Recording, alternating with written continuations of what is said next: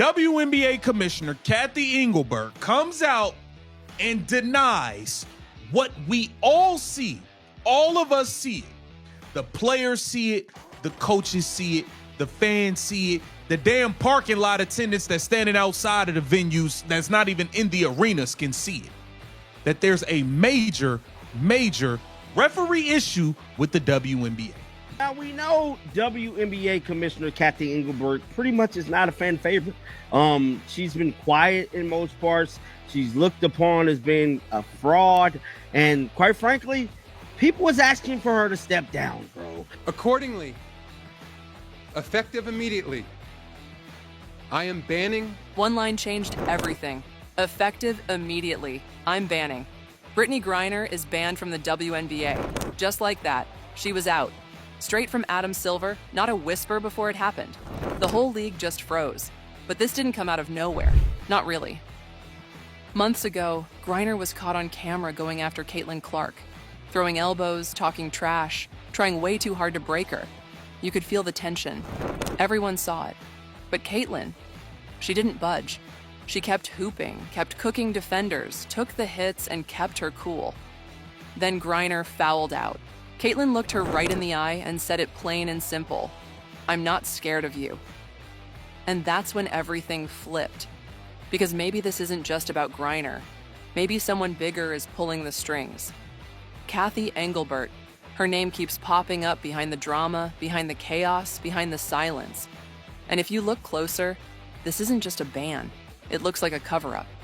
Let's get into it piece by piece. The sports world gasped when Adam Silver, NBA commissioner turned WNBA crisis fixer, strode into a surprise press conference and detonated the news. Brittney Griner was banned from the league effective immediately. Fans expected a fine, maybe a lengthy suspension. But a lifetime ban? This was something bigger. Silver didn't just make an example of Griner, he sent a message. And that message was loud. Corruption won't be tolerated. But the question wasn't just, what did she do? The real question was, why now? Griner's been the face of the WNBA for nearly a decade. Olympic champion, all-star regular, the first woman in decades to consistently dunk in games. And yet, no warning, no farewell. Silver's words were sharp and deliberate. There is no place in basketball for actions that compromise the integrity of the game. So, what were those actions? The details were buried inside a massive internal investigation, prompted by mounting concerns from players, coaches, and media. Allegedly, it uncovered years of misconduct, behind-the-scenes manipulation, abuse of influence, and most damning of all, match tampering. But even as Silver dropped the hammer, fans couldn't help but feel there was more. Because one name wasn't mentioned, the woman who should have stopped this long ago, Cathy Engelbert. Behind Griner's public persona endorsements, appearances, highlight reels, a darker truth festered. The league's internal review unearthed patterns of manipulation that crossed ethical lines. Game outcomes didn't just tilt, they were steered. Reports linked Griner to conversations with officials, subtle influence tactics, and unofficial meetings that raised eyebrows. According to insiders, when playoff races got tight, her team always seemed to benefit from just the right calls at just the right time. Coincidence? Not according to Silver's investigation. One high-ranking source claimed Griner's inner circle had access to sensitive information about referee assignments and scouting reports. They even suggested she had leverage over league staff, possibly through shared connections at the executive level. Yet none of this was new. Whispers had existed for years. So why didn't the WNBA act earlier? Simple. Griner was too valuable. Her name filled arenas. She drew sponsors. She was the PR shield the league leaned on during slow seasons. And with the WNBA finally on the rise, nobody wanted to touch the storm she brought. Until now. The ban wasn't just about what she did. It was about everything that was allowed to happen under the league's nose. And that's where the spotlight turns sharply to Commissioner Cathy Engelbert. Because if Griner had power, someone gave it to her. Once hailed as the savior of the WNBA, Brittney Griner's career reads like a basketball fairy tale until the last chapter. She was unstoppable in her prime, blocking shots with authority, throwing down dunks that went viral, and carrying Team USA to Olympic gold. She wasn't just dominant, She was a different unicorn in a league searching for relevance. Endorsements poured in. She became a global face for Nike, hosted youth clinics, represented the league in international events. She was the W's most marketable figure until she became its biggest liability. Beneath the surface, the cracks were already forming. Reports of tension with teammates, ref confrontations, ignoring team protocols. Griner had become a disruptive presence both on and off the court. Still, the league looked away. Why? Because she was profitable, until she wasn't. The final years weren't kind. Whispers turned into leaks. Suspicious game trends caught media attention. And then came the investigation. Once the evidence surfaced, audio recordings, text messages, and first-hand accounts, there was no saving the narrative. The league had no choice but to cut her loose. But here's the thing. Stars don't fall alone. They're lifted up and protected by systems. And in Griner's case, that system had a name. Cathy Engelbert. The details of the investigation read like something out of a sports thriller. Anonymous tips, leaked emails, whistleblower testimony. Sources inside the league say investigators found direct links between Griner and suspicious officiating patterns, especially during high-stakes games. Text threads showed Griner discussing specific referees by name. Audio captured her strategizing matchups and complaining about assignments. Most damning of all, a second recording, taken during a heated post-game moment, where Griner allegedly instructed an official to control the whistle to secure the seed. That wasn't just trash talk. That was manipulation of the competition itself. Silver's investigation uncovered a network of favoritism, where Griner allegedly had the ear of multiple referees and executives. The fallout was immediate. Officials were suspended. League executives were quietly let go. Griner's name was suddenly radioactive. But the investigation also raised another question. How long had this been going on? And who knew? Turns out, more than a few people. And one of them held the highest seat of power in the WNBA. Engelbert wasn't just briefed. She was warned. Repeatedly. She chose silence. The moment Silver referenced the recordings, everything changed. Until then, the allegations against Griner could have been explained away coincidences, gossip, maybe even envy. But actual voice recordings? That's not speculation, that's proof. According to multiple insiders, league officials gathered at least 2 key audio clips. One allegedly from a locker room meeting, the other from a post-game hallway conversation between Griner and a referee. In the recordings, Griner is heard pushing for momentum swings, questioning why calls weren't going her way, and even suggesting certain players be put on watch. It was enough to shake even the most loyal league staff. Sources say Silver personally reviewed the clips. His response? Immediate. The evidence was undeniable. Griner wasn't just bending the rules, she was re-engineering outcomes. Once that surfaced, there was no more discussion, no appeals, no PR strategy, just the hammer. Still, these tapes raise an even deeper concern. Who allowed this kind of access and influence? Referees aren't supposed to have private conversations with players. This wasn't a one-off, it was a pattern. And patterns don't happen in secret unless someone above is covering for them. All signs now pointed up the chain, straight to Cathy Engelbert. Cathy Engelbert's #1 job was to protect the integrity of the game, not just the players, not the branding, but the sport itself. So when did she lose sight of that? Insiders now say Engelbert had been aware of complaints against Griner for over 2 years. Players brought concerns directly to the league office. Anonymous staff warned about suspicious calls and shady backroom activity. There were even formal reports flagged through internal compliance channels. And yet nothing happened. Engelbert allegedly dismissed the issues or redirected them through internal processes.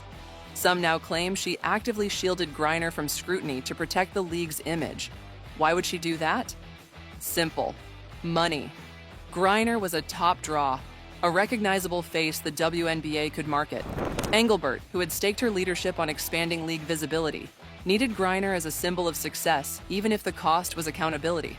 But that gamble backfired. Spectacularly. Now with the investigation complete and the tapes exposed, Engelbert can't hide behind PR spin. Her name is showing up in reports. Her silence has become complicity. And while Griner's ban makes headlines, fans, players, and journalists are demanding the next name on the chopping block be Engelbert's. Because in any real scandal, the person who let it happen is just as guilty as the one who did it. The pressure on Cathy Engelbert is boiling. What began as whispers among players has erupted into a full-blown league crisis.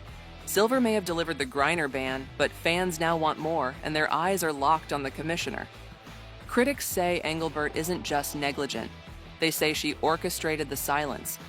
Multiple sources allege that Engelbert had access to reports detailing referee favoritism, Griner's off-court power plays, and even early versions of those recordings. Some claim she blocked follow-up inquiries. Others say she instructed legal teams to let it go, unless there was a media firestorm. Well, the firestorm's here now. Silver's takeover of the disciplinary process, normally Engelbert's jurisdiction, is telling. It signals a loss of confidence from the NBA side of the partnership. It's rare and unprecedented, and it suggests the league doesn't trust Engelbert to lead the cleanup. Sponsors are reportedly uneasy. Some have paused negotiations. And worst of all, players are speaking out. Hashtags calling for Engelbert's resignation are trending. Former players are calling into sports shows demanding transparency. And rookie stars like Caitlin Clark and Sophie Cunningham are reportedly furious behind the scenes. This isn't just a scandal, it's a reckoning. Because Engelbert didn't just fail to stop corruption, she might have enabled it. And the WNBA may not survive if she stays in power. You don't expose a superstar unless you've got superstar credibility. That's what made the involvement of Caitlin Clark and Sophie Cunningham so critical. These aren't bench warmers, they're rising icons. Caitlin is the most watched rookie in WNBA history. Sophie is one of the league's toughest two-way players. When they speak, people listen. And what they revealed? Game-changing. According to reports, both players participated in confidential interviews with league investigators. And they didn't hold back. They described games where officiating suddenly tilted, momentum swings that didn't make basketball sense. Clark specifically mentioned moments where defenders got away with contact while her own teammates were whistled for light touches. Cunningham described feeling like games were scripted, that when they played Griner's team, it was like fighting uphill with refs in the way. But the real blow came when audio was played during their testimony. Clark, upon hearing Griner's voice pressuring refs, reportedly asked, "This was going on the whole time?" That moment shattered any benefit of the doubt. Without Clark and Cunningham stepping forward, Silver may never have had the support to act. Their courage turned private knowledge into a public crisis. And now, both players are being hailed as heroes, not just for their gameplay, but for saving the league's soul. But stepping up had consequences, especially for Clark. Because the league she saved, it didn't exactly protect her in return. Just when it felt like the Griner saga couldn't get any deeper, it did. Enter the most controversial twist of all. Allegations about Griner's gender identity and a possible long-term cover-up by the WNBA. It's uncomfortable, it's sensitive, but it's now at the center of the conversation. Whispers about Griner's biological makeup have existed in fringe corners of the sports world for years. But according to league insiders, recent documents surfaced during the investigation that suggested Engelbert and her team may have been aware of potential eligibility concerns and chose to bury them. Medical records, internal memos, confidential communications. The claim? That Engelbert feared revealing such information would ignite public backlash, destroy league momentum, and potentially invite legal scrutiny under Title IX. So instead of transparency, the league allegedly chose silence. Now that Griner's banned, those rumors have exploded into the spotlight, and the damage is real. Fans are questioning fairness, players are wondering what else has been hidden, and sponsors are backing away, unsure of how deep the deception runs. Let's be clear, gender identity should never be a weapon. But secrecy from league leadership, that's a different issue entirely. Because if Engelbert prioritized brand over truth, even at the cost of player trust and public transparency, then this scandal goes far beyond Griner. It becomes a betrayal of everything the league claims to stand for. From the moment Caitlin Clark stepped onto a WNBA court, something felt off. She was supposed to be the league's golden child, the savior, the rookie who'd save ticket sales, drive viewership, and elevate the women's game to new heights. And in many ways, she did. Packed arenas, sold-out jerseys, viral moments every night. But the league? Silent. No protection, no fanfare, no real support. In fact, game after game, Clark took hits, elbows, shoves, shoulder checks with no whistles in sight. It started looking less like hazing and more like a message. Don't get too big. Don't make too much noise. And who sends that kind of message? Leadership, namely Cathy Engelbert. Insiders say Engelbert grew uneasy with how fast Clark became the face of the league. It overshadowed veterans. It rewrote narratives. And Engelbert, who had spent years branding the WNBA around parity and legacy stars, wasn't thrilled about a 23-year-old rewriting her playbook. So she did nothing, literally. Let the abuse pile up.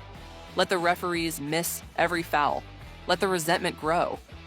Clark, to her credit, never publicly lashed out. She stayed focused. Let her game talk. But fans noticed, players noticed, and eventually the whispers got too loud to ignore. This wasn't just bad officiating. It was a deliberate effort to humble a rising star. And the fingerprints? All over Engelbert. Then it happened. After weeks of physical play, late-game fouls, and unchecked aggression, Caitlin Clark collapsed with a quad injury, sidelined indefinitely. Let's talk numbers. In just 4 weeks, Caitlin Clark did what Cathy Engelbert couldn't do in 4 years, made the WNBA relevant. She broke attendance records, boosted ratings by over 200%, drove national headlines, social media trends, and international buzz. ESPN dedicated full segments to her. She made the WNBA cool, and yet Engelbert barely acknowledged her. In an official league article titled "How We Did It," Clark's name appeared twice, both times lumped with Angel Reese and other rookies. No specifics, no praise, no credit. Instead, Engelbert gave credit to, wait for it, the WNBA app. That's right, the application. She claimed updates to the app helped attract fans and modernize the brand. Seriously? No mention of Clark's 3 million viewers at the draft. No mention of her 30-point debut. No mention of her being the single biggest reason every arena was selling out. It was petty, it was political, and it was painfully obvious. Engelbert didn't want to hand over the crown because Clark wasn't part of the plan. She wasn't handpicked. She wasn't molded by the league. She forced her way in with talent and charisma, and Engelbert resented it, so she tried to ignore her. But numbers don't lie. Clark is in the league now. Engelbert's legacy? It's being rewritten by a 23-year-old she tried to sideline. Let's not sugarcoat it. The WNBA wanted a rivalry between Caitlin Clark and Angel Reese. It was good for marketing, good for storylines, good for business. But they made a crucial mistake, pretending the two were equals. They're not, and the numbers prove it. Take Chicago, for example. Reese's home city, her supposed turf. During All-Star Weekend, her campaign slogan was, "Come to your trap, take over your trap." But it wasn't Reese who took over Chicago. It was Clark. Thousands ran toward her like she was Michael Jordan. She signed autographs for hours. No extras, no staged events, just raw fan energy. It was pandemonium. Meanwhile, Reese's scenes looked staged. A handful of extras, no frenzy, no mob. And it didn't stop there. Ticket prices in Chicago skyrocketed when Clark was expected to play. After her injury, prices plummeted. 393 tickets dropped to $7. Clark's absence crashed the market. And yet, Engelbert still promoted Reese as her co-headliner, still gave her equal billing, still refused to admit who the real star was. Why? Because the league couldn't accept that Clark was bigger than the brand. Even when cities lit up for her, even when fans traveled across states, it wasn't about rivalry anymore. It was about reality. Clark had arrived, and Engelbert couldn't stand it. And now the final blow. When Ice Cube offered Caitlin Clark $5 million to play in the Big Three, people thought it was a publicity stunt, but he wasn't joking.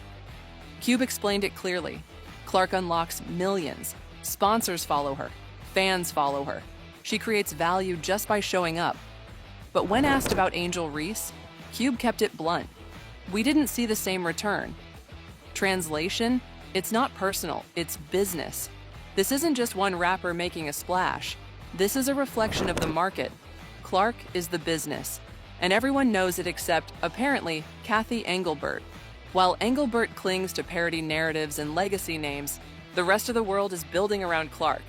She is the draw, she is the brand, and she doesn't need Engelbert's approval to prove it.